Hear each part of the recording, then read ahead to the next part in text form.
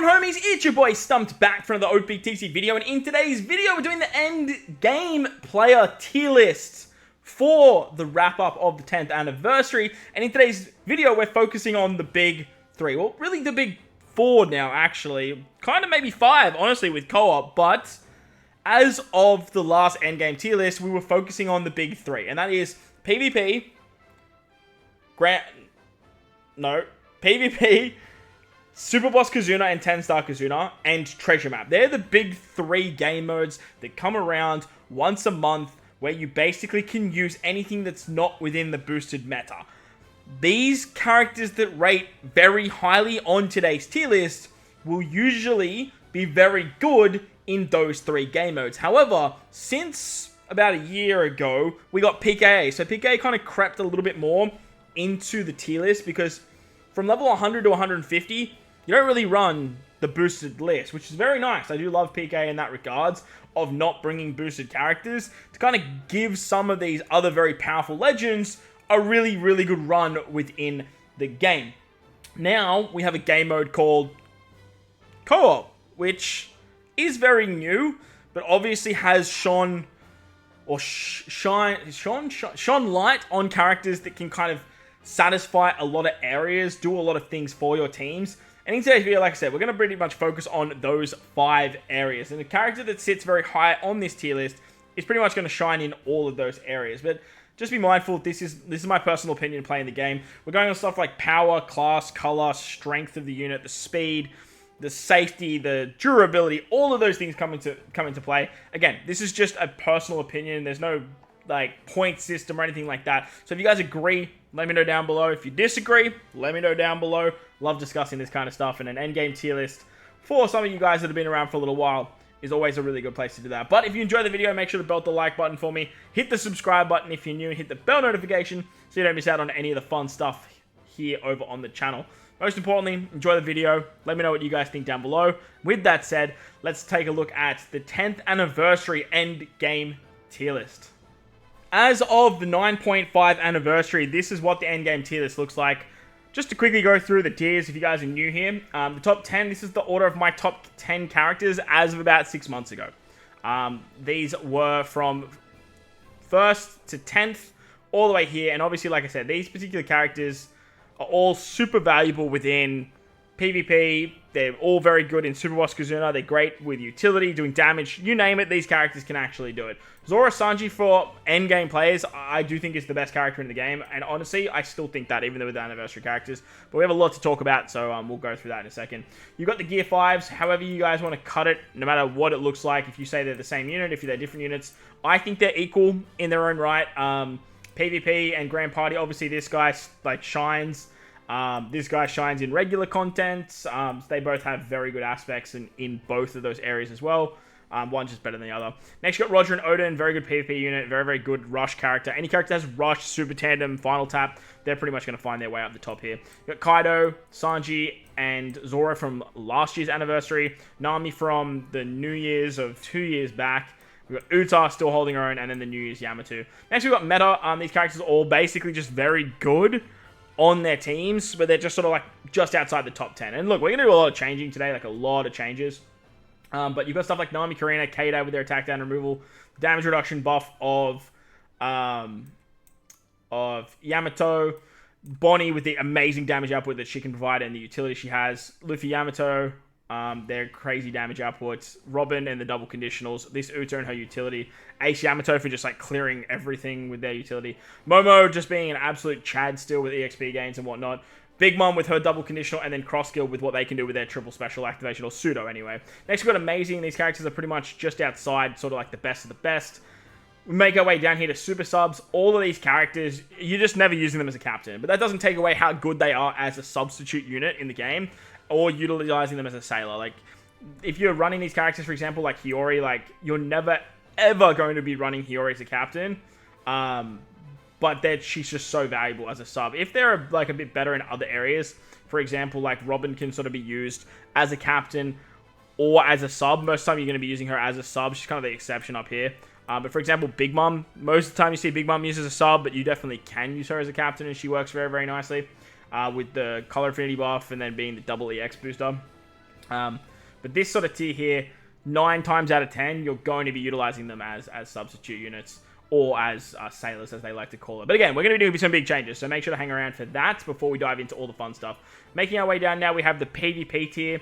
These characters are all very good in PvP, and that's pretty much, as an endgame player, all you're going to use them for. You might use them here and there in a PKA or something like that. Don't get me wrong, like right now, Roger and Whitebeard is just phenomenal in the latest PKA.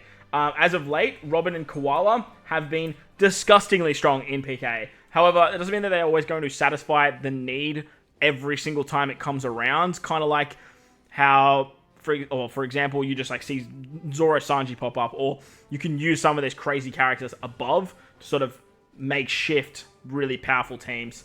All these characters are pretty much just going to be like very, very, very powerful PvP units. And if you are leveling them up, getting them to 150, investing in the characters, it's stereotypically just for that game mode. Doesn't mean you can't use them elsewhere. I do want to make that known.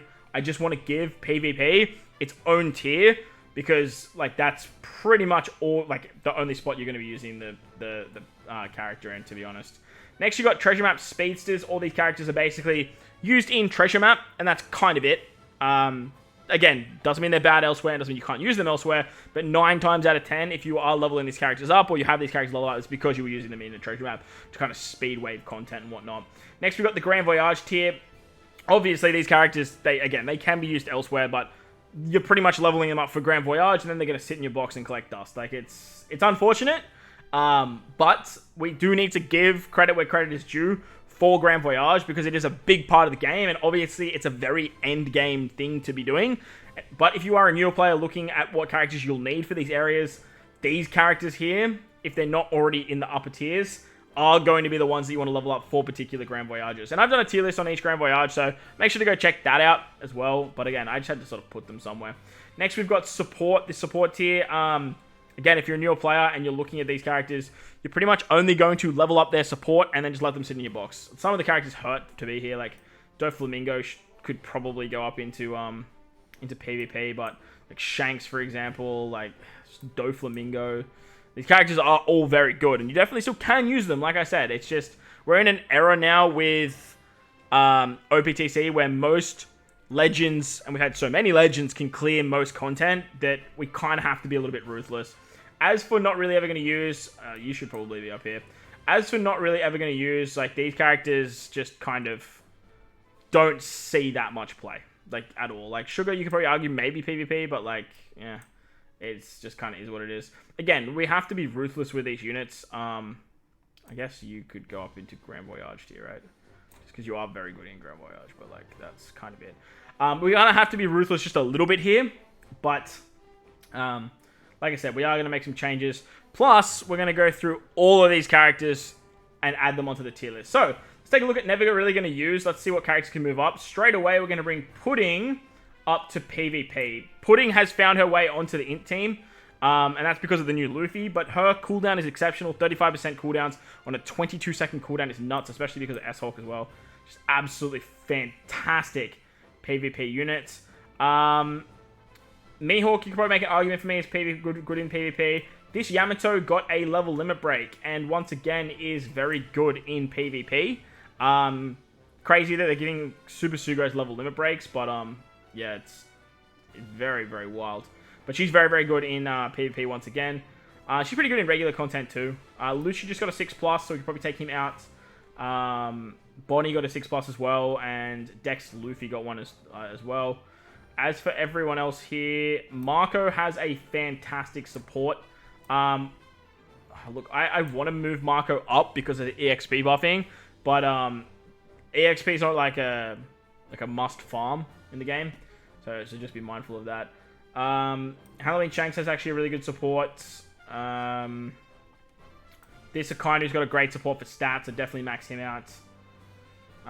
Log Luffy's got a really good support. This Boa has a fantastic support. This Law has an incredible support. Definitely some characters I overlooked, not in the never really going to use tier. That definitely should probably be a little bit higher when it comes to actual support characters. This Luffy is definitely fallen off. Kanjuro, I'm going to move Kanjuro up to Super Sub, just with like what we've seen. Look, nah, he's Look, you're still never really going to use him. You're never really going to use him. Ben Beckman, Lucky Roo. Man, I wish they were better in PvP. What else have we got down here? This Law has a great support, but he's the same as this Law here.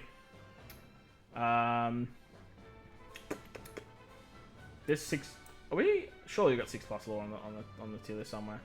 Kizaru finally got his 20 cost upgrade. So we're going to put him back up in PvP because now he's a 20 cost unit, which is very, very good. Reiju and Otama are okay in PvP as well, but they're just nothing crazy. This particular Mihawk is really good as a... where did I put PvP? Really good as a Grand Party PvP unit. Not one that I would probably go crazy for. But same with Brook. Got to do my boy Bibro some love, and my boy Snuffy. Bring in Brook some love. Yeah, that's pretty much... Garp also got his 20 cost upgrade too. And with the new Ace, Garp in PvP is actually pretty good because you do want to run those 20 cost units as well. So that's always fun. As for everything else, you're pretty much not going to use these characters, or they're just sort of like fun anyway. Oh, Frankie has a fantastic support. He definitely needs to go into support. And did I put Sobermask in? Surely I put Sobermask in support. Yeah, Sobermask is in support as well. Nice. Taking a look at Grand Voyage only characters. We haven't had a Grand Voyage since the last one. I believe since I did this last time, we had the Luffy for quick fighters. So that is the latest Grand Voyage as of me recording this particular video. And Luffy's pretty much the only unit with Marco and Lucy that you kind of need for this Grand Voyage. The other units were the Lenaro, I believe. Oh no, that was the Striker one. You needed Gordon and... I can't remember the other unit. I can't remember the other unit off the top of my head. It might have been another legend, but like I said, I can't remember. As to that run, like that's still pretty much the only team, so it is what it is. As for treasure map speedsters, they're all pretty fine here. Obviously, nothing really needs to change. PvP tier, like I said, we've pretty much moved everything we need to move into the PvP tier, but this is where the big changes are going to be made. Super subs, I am going to make some changes.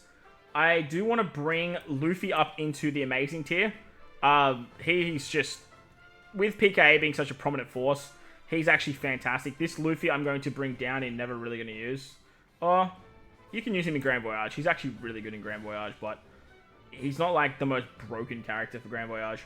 I'm going to bring Luffy Yamato down. I'm also going to bring Robin down because the double conditioner meta has kind of changed a lot, if I'm completely honest. Lilith, I'm going to bring down to Super Sub. I don't ever use Lilith as captain anymore.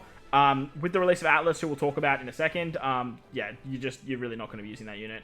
Jack and Queen have definitely fallen off.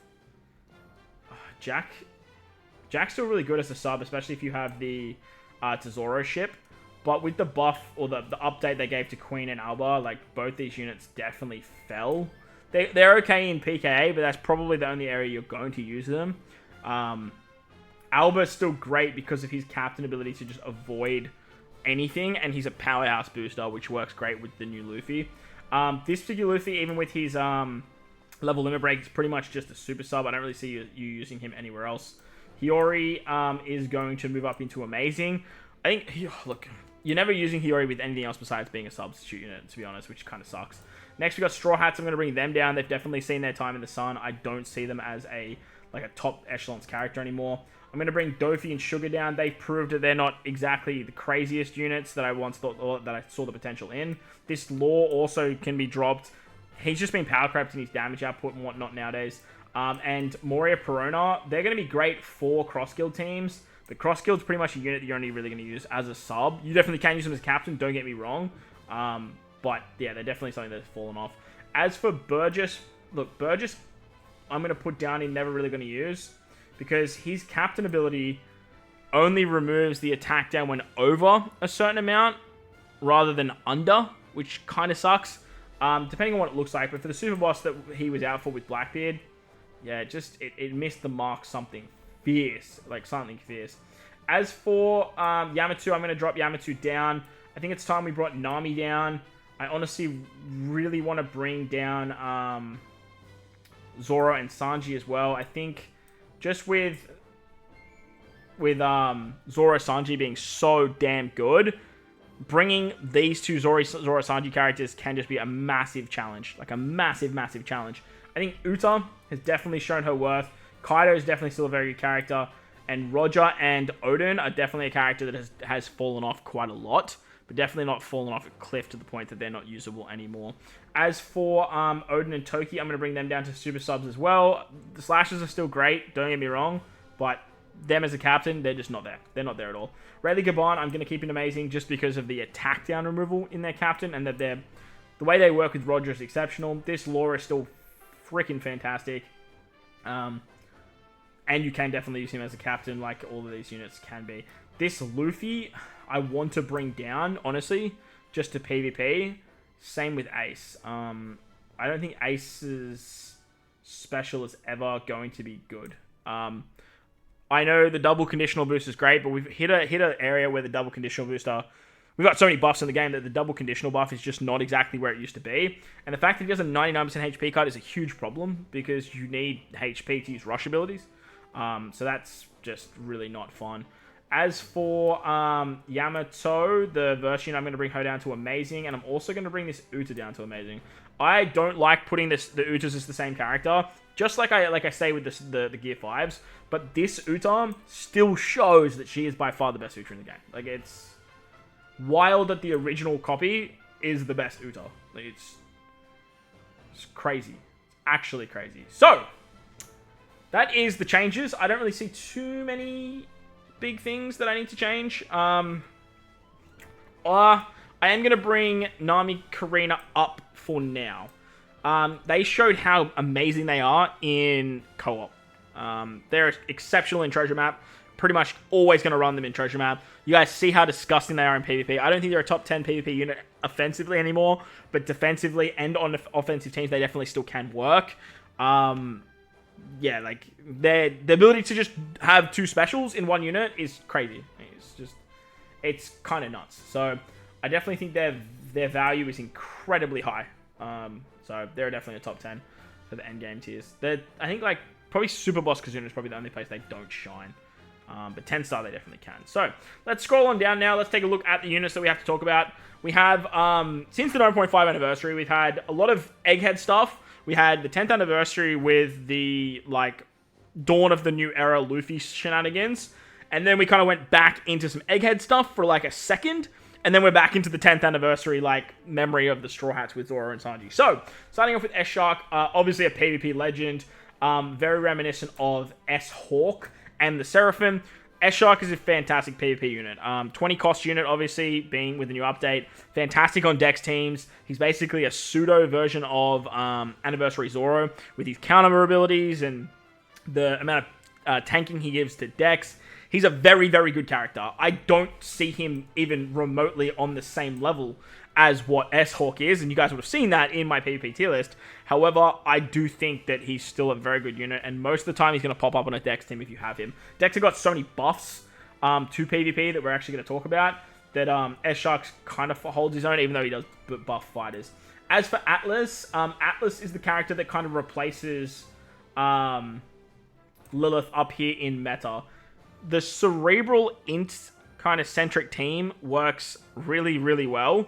However, out of the Vegapunk batch that we first got, Bonnie is showing to be the most valuable. Bonnie's damage output with the weakening effect and the increased damage taken is just disgusting. However, Atlas has that ability to double stack all buffs, just like Lilith does attack boosting. The downside to Atlas and Lilith, obviously, is they reduce it by 1.0, which is a huge problem.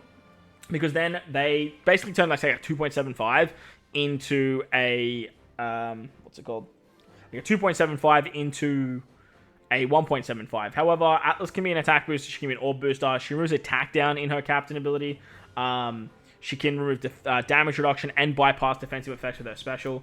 I'm actually going to bring her down to amazing. I think that she's the captain that I use alongside, like, something like Luffy.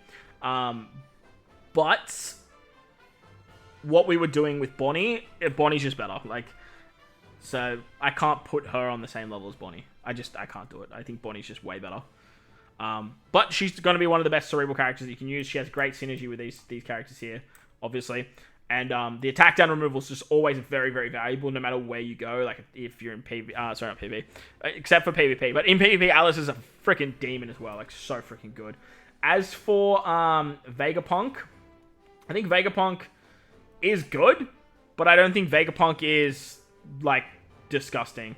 His captain ability is okay, but his special is what draws the character.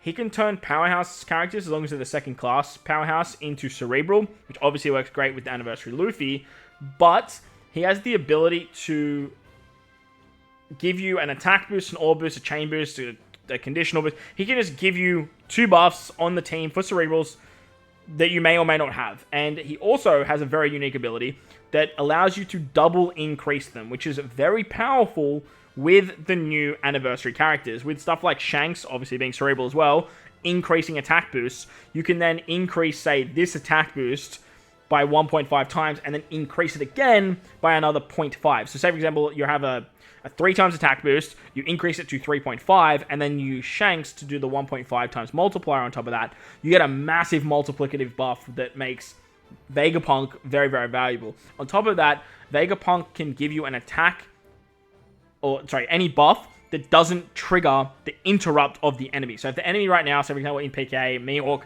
has an interrupt for attack boosting, if you use Vegapunk's attack boost, it's not going to trigger it, which is disgusting. Like, that's not okay.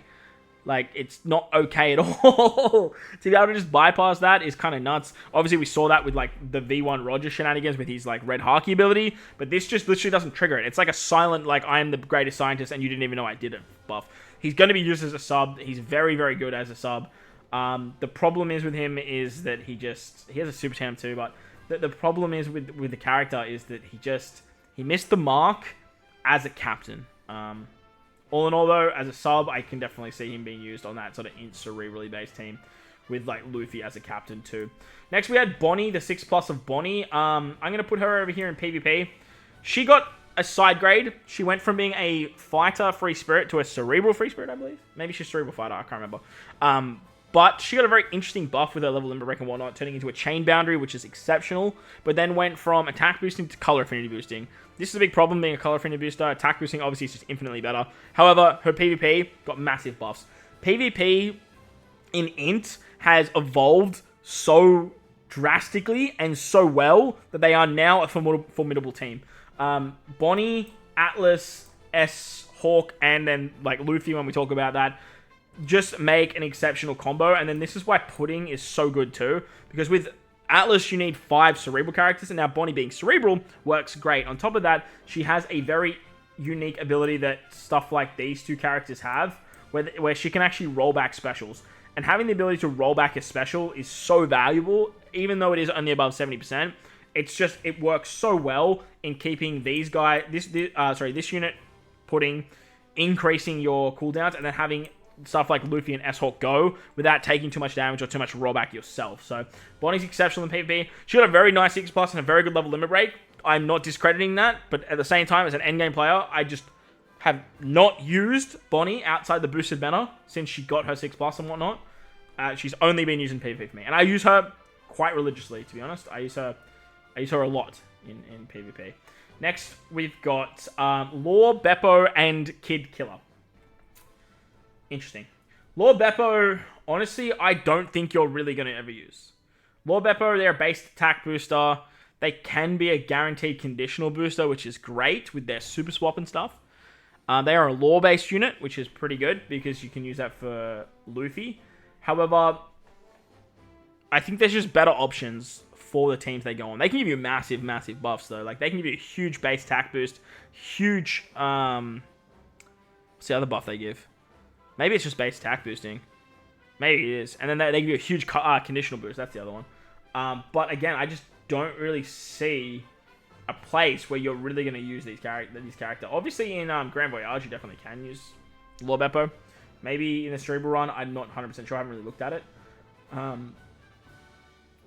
You could probably say to me that they are a super sub, but again, I just think there's better options in what you can use. You're going to probably run Robin. You're going to use like the new Luffy. Like, I think there's just going to be better options. As for Kid Killer, though, I think Kid Killer are going to be great in Treasure Map. Kid Killer can apply the end of turn damage buff when you tap with a Bomb Orb. So this is just great for sort of wave clearing stuff. It's going to be great for stages that have stuff like Resilience, and just being able to bypass that. They also give a 3-turn chain boundary with their special if they're in their dual form. Plus, they also give a very big color affinity buff too. They're a Kid unit, which works great on Luffy's team. They're powerhouse based too, which is, again, great for Luffy. I just think out of the two of them, Kid Killer, definitely a much better unit. But both these characters, they were skippable characters. And I'm hoping that most people did actually skip them and is just now waiting to pick them up on tickets. However, Kid Killer, very, very good unit. I just don't see them having all that much viability. Like, we didn't even use them in Super Boss. Didn't use them in 10-star. Obviously, like, in their boosted month, they were kind of good. But even still, like, we didn't even use them for PKA. As for the big ones now, we have the anniversary exclusives.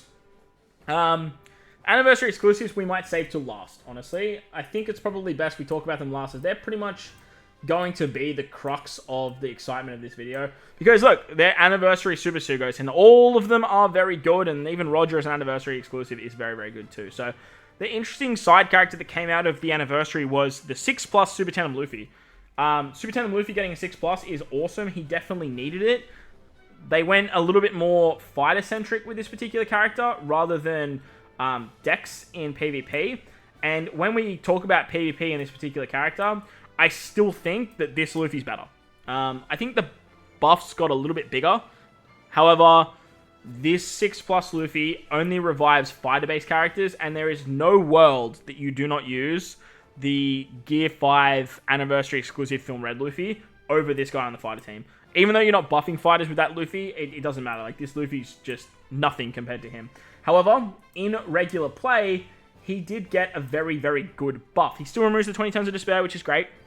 He gives 2 turns of cooldowns now with his Super EX, not his Super type, his Super EX. He gives 2 turns of an attack boost, which is great because as a captain, he always extended attack boosts by 1 turn. So now he basically gives 3 turns of an attack boost, which is great. He gives you a full board of tandem orbs through block orbs, which is always very nice for Super Tandem characters, which he actually is. On top of that, if you get his Super Tandem off, he can apply an 80% defense down reduction that goes through full immunity. This is very, very good. A very, very good ability, especially because you have something like this guy right here that can give himself a 3 times attack boost when attacking defense down units. Also, Luffy got a bunch more characters added to his Super Tandem ability. He got Roger, he got Shanks, he got, I think, Yamato, I believe? No, maybe not Yamato. He got basically all of, like, the memory characters added to his Super Tandem. I know Shanks, and I know Ace is there too. Ace Sabo, and I think Gart might be there as well. But all those characters that based around the anniversary are now included in his Super Tandem. However, like I said, the big upside to his Super Tandem, still being able to use it every turn, is that 80% reduction, which you might think is like, oh, Stump, like it's kind of whatever. Like, it's kind of lackluster.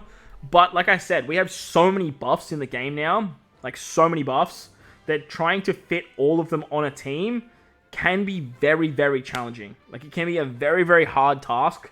Like a very, very hard task. And having this Super Tandem set defense to 80% through immunity, and then having something like Final Tap that can give you another buff that you might be missing on the team is a really, really good combination.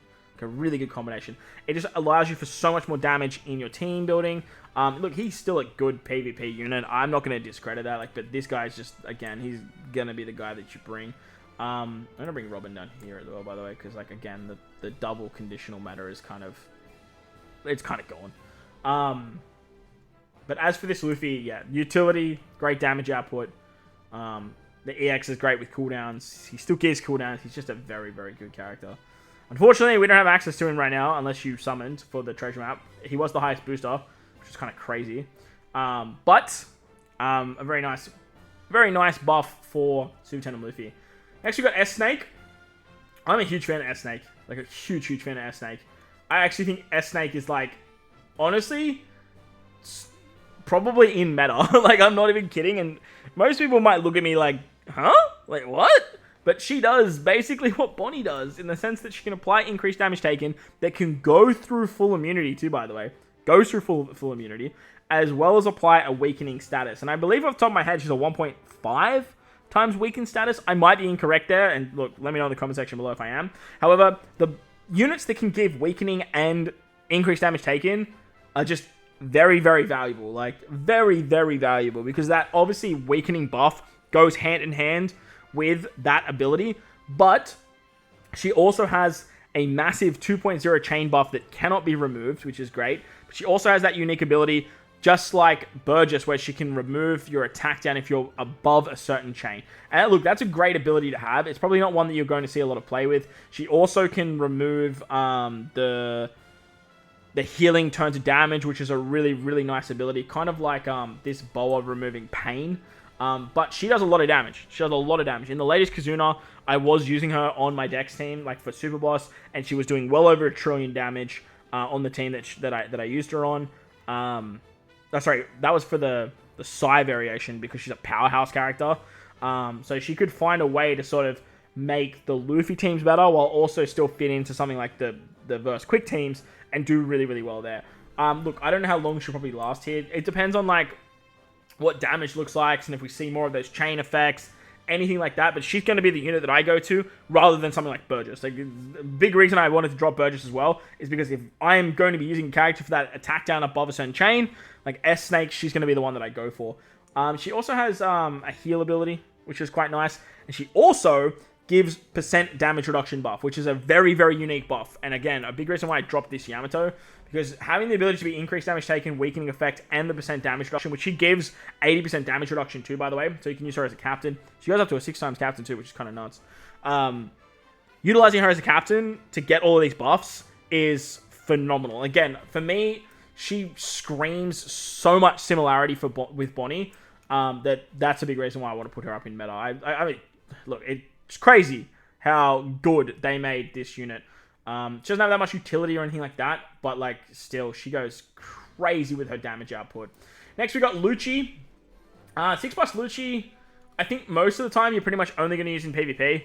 They did make him no longer a fighter character, and he's now a shooter character. He's still powerhouse, which is great, because Dex got so many buffs during the anniversary that Dex powerhouse is eating really good. I just wish they kept him Dex fighter powerhouse and didn't make him shooter. Don't understand why they made him shooter, because then he would have worked very well with these 3 characters, and it would have been great. You could have had like Ace doing some fun stuff, or with the like cooldowns, and then still had the powerhouse buff of like Pell, and then run like S Shark to give fighter buffs, run Luffy maybe on the bench with the revive, and it would have just been swell. It would have been dandy. But no, they made him a shooter. I actually recently did a showcase on this unit, like in terms of recording. I don't know how I'm going to release the videos. But Lucci against Quick is disgusting. Like, he does so much damage against Quick. Not that Dex needed the help against Quick anyway, but like, he's going to be my go-to unit that I throw on the team to take down Quick now. Just with obviously Roger and Ace and S-Shark. Like, this Lucci goes so crazy in terms of the damage output. Very, very strong character. In regular play, he does remove defense up completely, which is awesome, but nowadays there's just so many ways to get around that. If you have a unit that sets defense to 0 that goes through full immunity like Kid Law, you're probably going to bring that instead. And then just bring like a conditional for it, just for some damage output and whatnot. However, Lucci's pretty good. Base stats, he increases the base stats, he can prolong its ability with his super type. But again, I just think if you're going to be using this character, and this is where 6+ is shine. If 6+ is good in the game for an endgame player, it's in PvP. Like, that's where you want to use it. It's where you want to use the characters, in PvP. So yeah, Lucci, he's a PvP unit. As for the next 2 characters, the Zoro and the Sanji, honestly, I'm a huge, like, these are a huge fail of characters. These characters suck. Please, for the love of God, do not summon on these banners if you're watching this video and the banner is still live. Please, please, please do not summon on this banner. The anniversary banners, they are right there. They are sitting right there. So please summon on those. But I do want to give some credit where credit is due. Because Zoro has a disgusting ass ability. I believe he has the ability to give like a 50% cooldown once a character uses a special or some stupid shit. Disgusting. Like, an actual disgusting support ability. Again, don't chase this unit, but like, yeah, that ability alone as a support is kind of crazy. But from what I've seen in his kit, again, decks are getting more buffs. He's a Free Spirit Slash unit. He's a pseudo version of the Anniversary Zoro, the King of Hell Zoro, where he can apply the counter ability, the provoke ability, but then also does 1.2 times damage that goes through defense. This is kind of what decks need. I've been doing a lot of stuff with decks lately, trying to make them good, but I'm missing this Zoro, obviously, and I'm not going to chase it for a deck showcase. Crying out loud, I'm definitely not doing that. But this is the guy that you want to bring for your damage output in your PvP teams. Like, he's going to be the best option for your PvP-based teams when it comes to, like, a damage dealer. However, you have so many buffs for decks lately that I just don't even really know where you're going to fit all these characters in, to be honest. And if we were to sort of look at this tier list here, like, obviously you can go down the bottom here. You can kind of, like, zoom your way to the top here and kind of do something like this, I guess. If we're looking at int-based characters, like, these are going to be at the back end here. Kid's pretty good. Yamato's pretty good. Blackbeard's definitely not that great. If we're looking at quick-based characters, Smoothie is fantastic. Kaido is fantastic. Orochi's definitely at the back end. Cracker is probably more used on slasher-based teams. So, like, he's an option. As for your slashers, like, these guys are the better ones. But you guys kind of get the gist, right? This is in no, like, particular order. But yeah, Zoro, he's definitely going to be a very, very good unit on your PvP teams. As for Sanji, I don't really see Sanji being used. I can't even remember what Sanji does, honestly. I did read them. I was going to do a short on them, but, like, with Japan and traveling and stuff, I just kind of ran out of time. But, like, let me know down below if Sanji deserves to be anywhere. I think he's good against Int.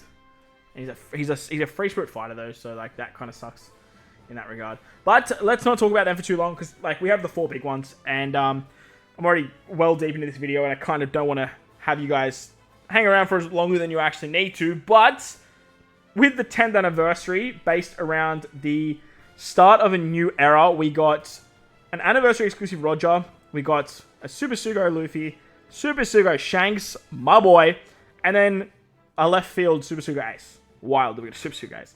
But all these characters are insanely strong. They are all very, very powerful units alike, and they all do very, very nice things. We're going to start off with Roger. I think Roger's probably the weakest of the batch, or the weakest of the units. And the reason I say that is because his special is based around your captain. And the special is perfect for whichever anniversary unit you are using as your captain. As a sub, he's phenomenal though. You need 3 units for his Super EX, or you need to have a 6 times multiplier, which obviously these anniversary exclusive, sorry, the New Year's unit, the anniversary Super Sugos do.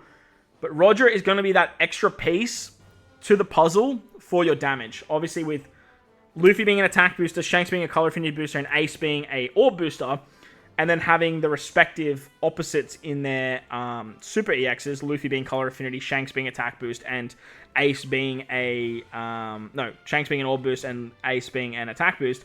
Roger will then fill in that third buff for the one that they're missing. So with Ace, he's an orb booster with an attack boosting EX.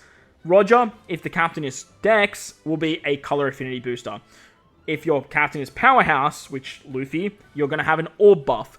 If your captain is Slasher, which Shanks, is going to be a attack boost. However, if you run Roger as a captain, you get all 3. Remember, Roger is a Powerhouse Slasher Dex unit, so you're going to get 2 turns of an attack, orb, and color affinity boost at 2.75.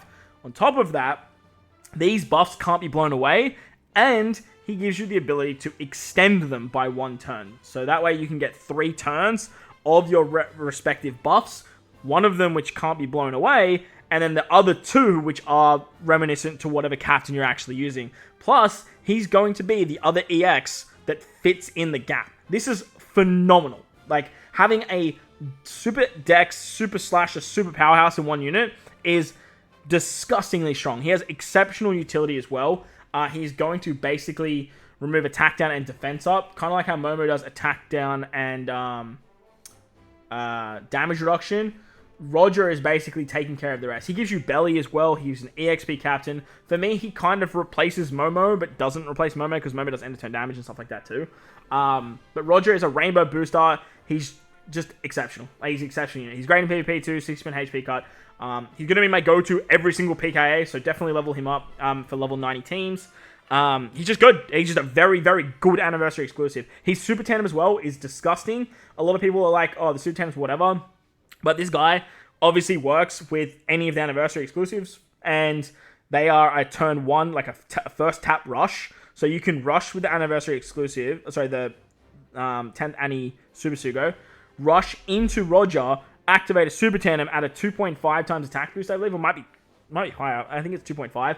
And then he makes the orbs that whatever the Super Suga anniversary characters give at a 2.75.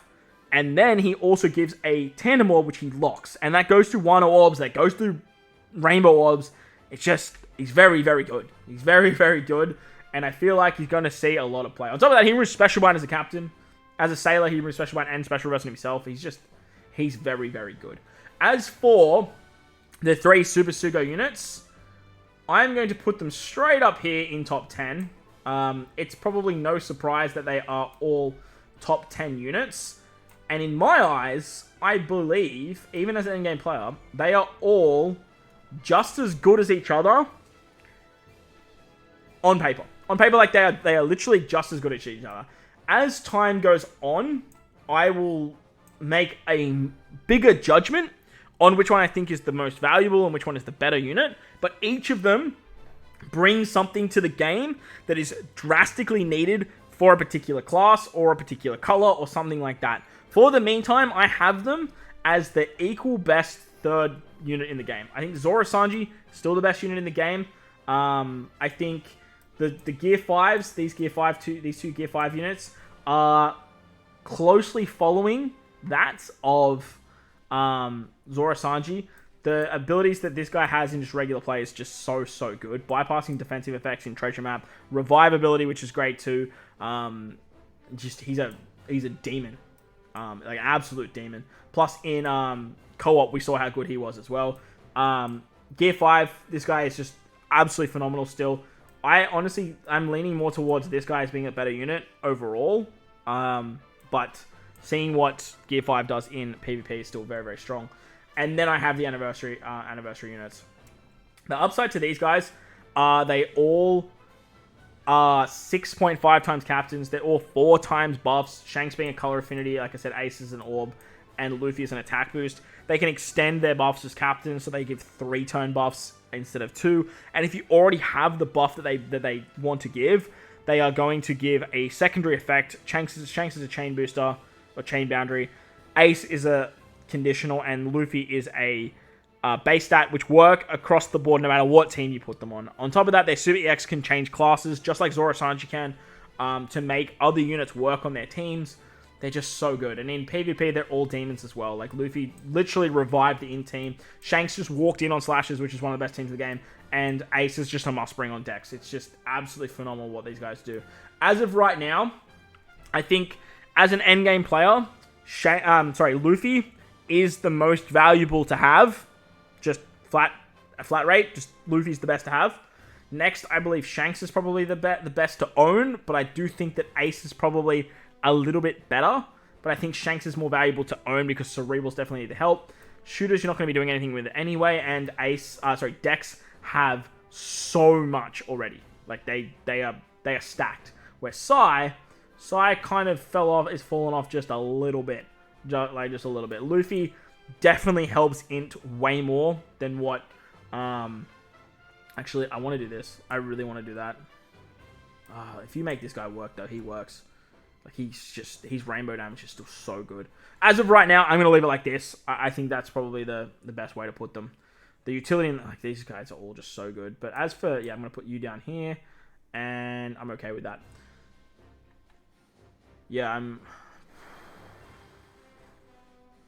For now, I'm okay with that. I think we're going to leave it like this. As of the top 10, I still think Zoro Sanji is the best character in the game. They still show how valuable they are in Super Boss Kazuna, 10-star Kazunas, PKAs, co-op, PvP. They shine in every single game mode. It's wild. Gear 5s, I actually probably think this guy's better, more valuable to have. But again, PvP, this guy is definitely going to shine, but this guy is creeping him in terms of the best GP leader in the game. No matter where you put these characters, no matter what order, I don't care. You can make an argument for me for whoever's better. and whoever's more valuable. I think maxing out a unit, I think Luffy's being maxed out is the most valuable. Most people already have Gear 5 maxed out, so having Shanks maxed out is probably not exactly as valuable.